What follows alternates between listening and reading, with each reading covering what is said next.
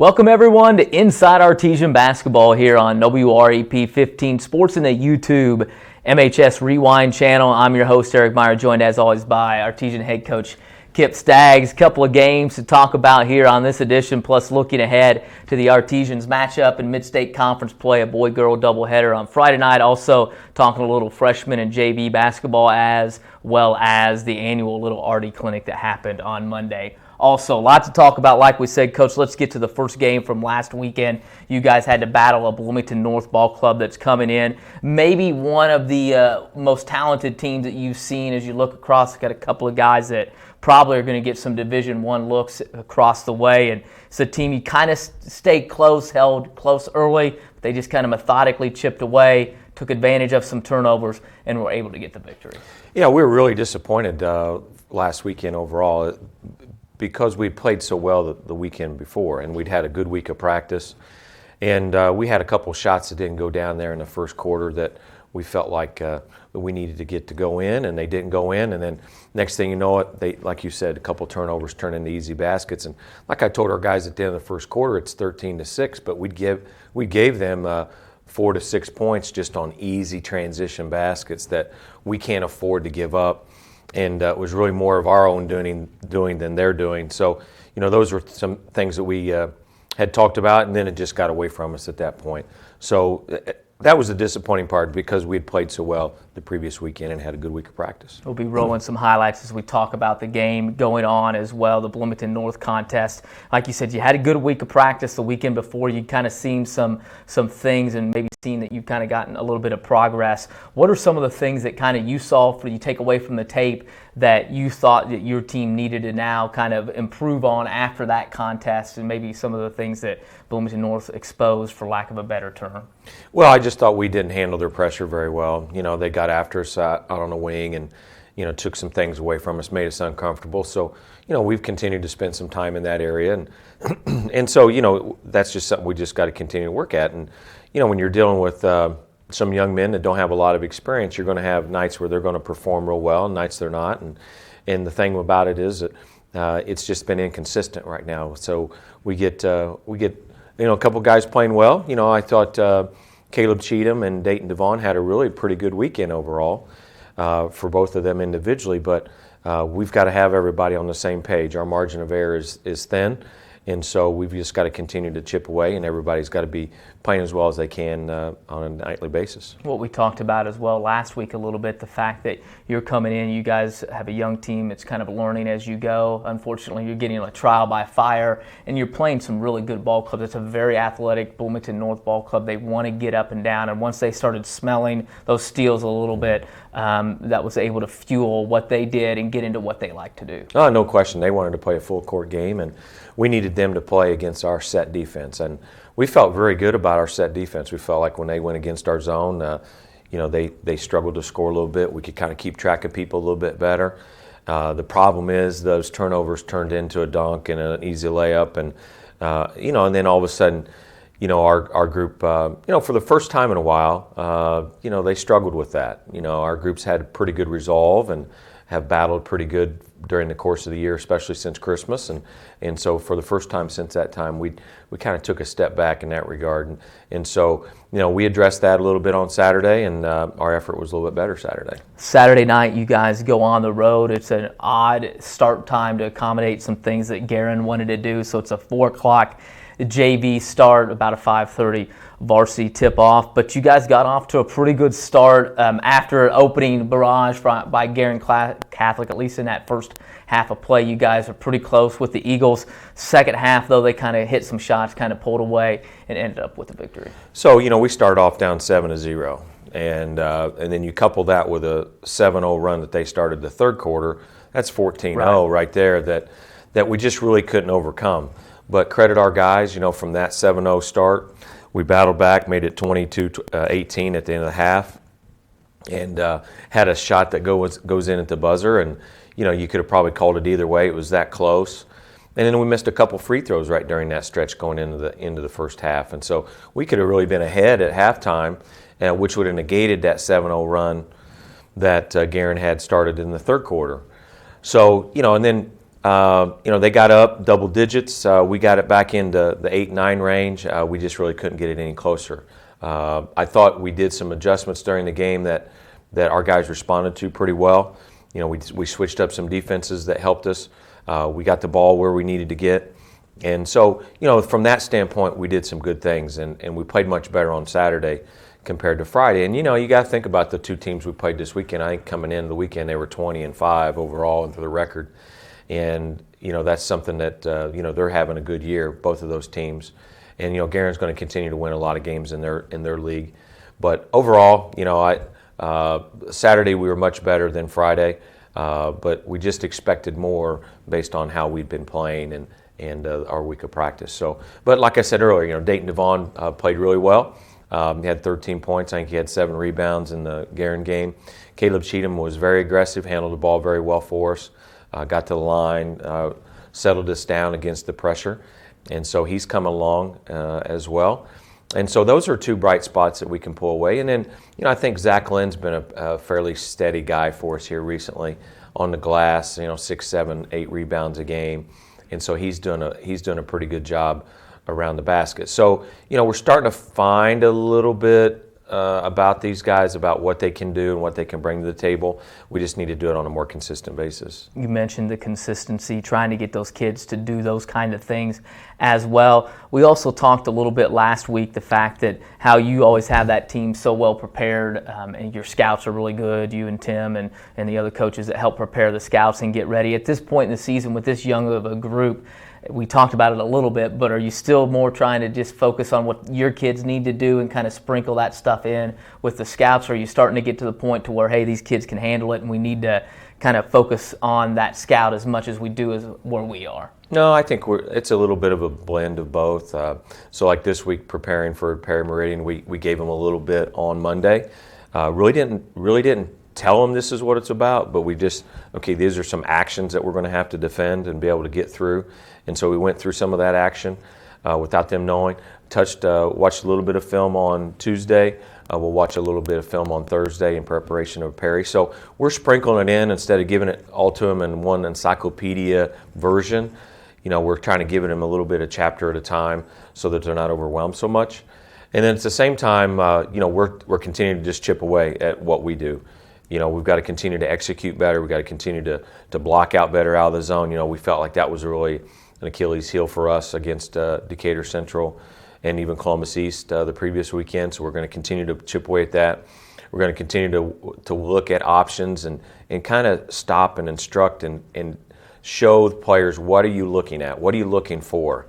Just the other day we were talking about an offense we run, and we just stopped it, and I pulled the kids behind me and I said, okay, this is what you're looking at, and I want you to be able to see what I'm talking to you about. And so sometimes we've got to slow it down to that pace so that they see or at least know what to look for. And so it's a little bit of both, but we're going to continue to prepare for people. We're going to continue to try to take things away as we move into this last third of the season.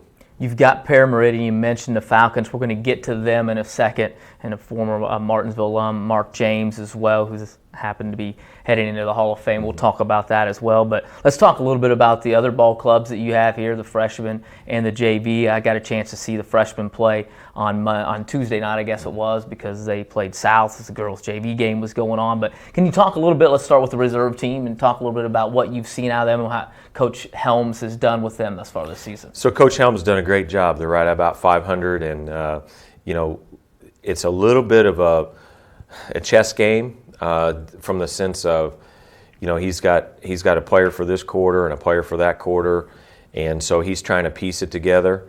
Those guys are getting a lot of minutes. They're playing quite a bit. Aiden Lindsay's really played well, starting to show his athleticism on that JV level. We've actually moved him up and let him play a little bit the last week or so, let him get a little taste of varsity and what that's about.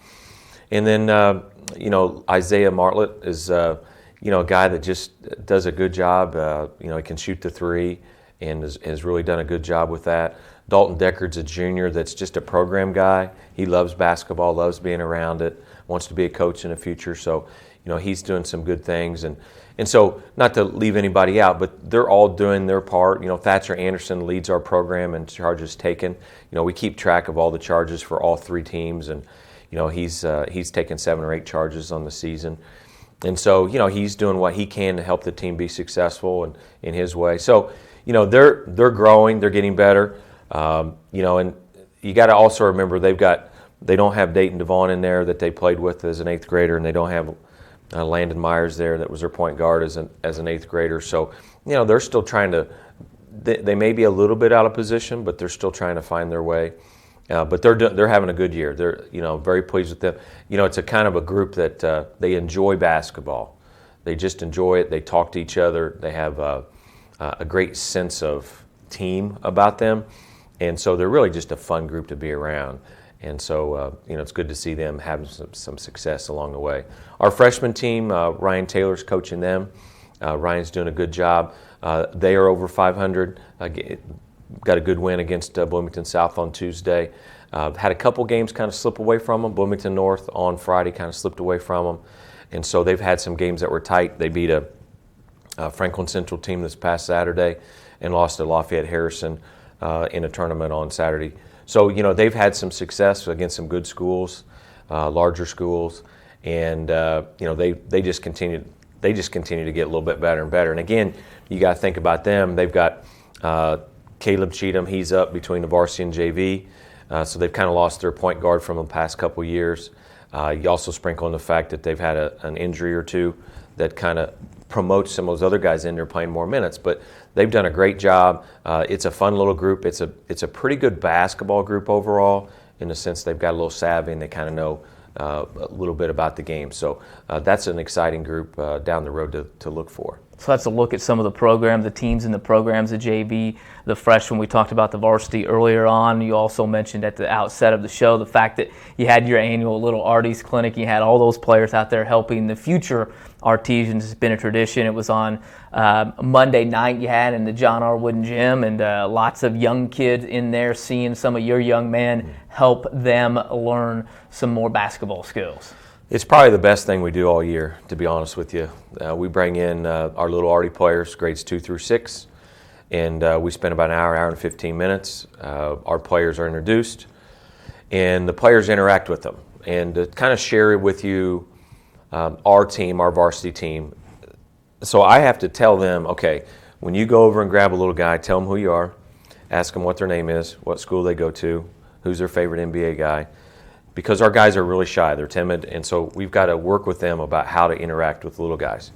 But they just took off. Our older kids did a great job with talking with the little guys. The little guys were smiling, they had their hands up. And so what we would do is we'd show them a ball handling drill, and we'd have 2 guys out there with a player.